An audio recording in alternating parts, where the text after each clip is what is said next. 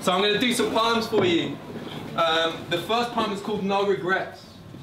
And I really, really, really envy people that are like, no regrets. You know, like those guys that they repeat mantras like, do everything, regret nothing. Because I am not one of those guys. And these are some examples why. 1987, yes, I'm 38. 1987, I regret calling the paper boy Specky Four Eyes. And I regret the time when trying to escape said Specky Four Eyes' angry grasp that I discovered that my rally burner was no match for a car.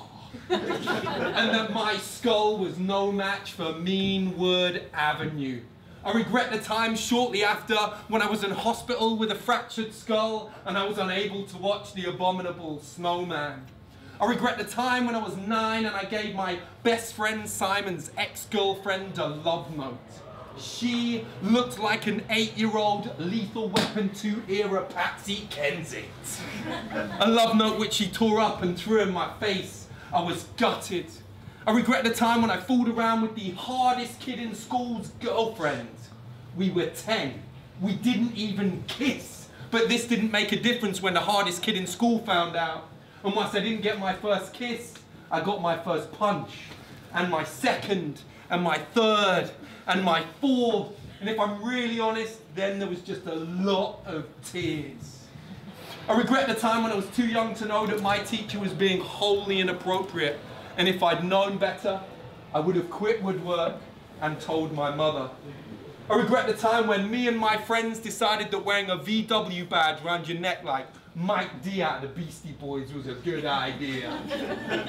This led to a 300 badge collection, which when discovered led to 6 months in detention, which inevitably led to my parents saying those words we all dreaded to hear. We are not angry, we're just disappointed.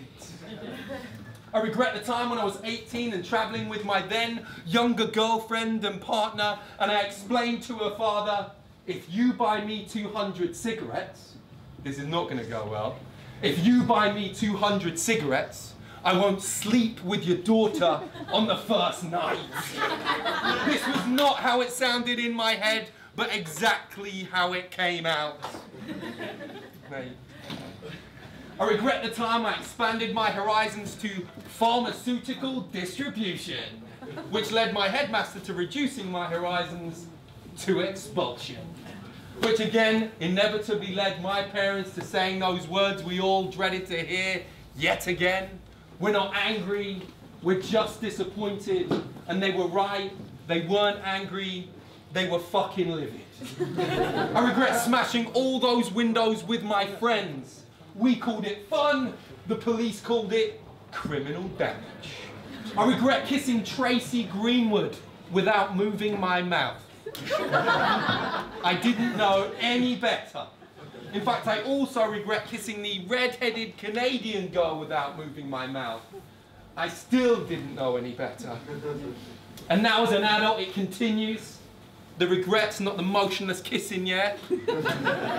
Except now I regret things like the big M didn't work.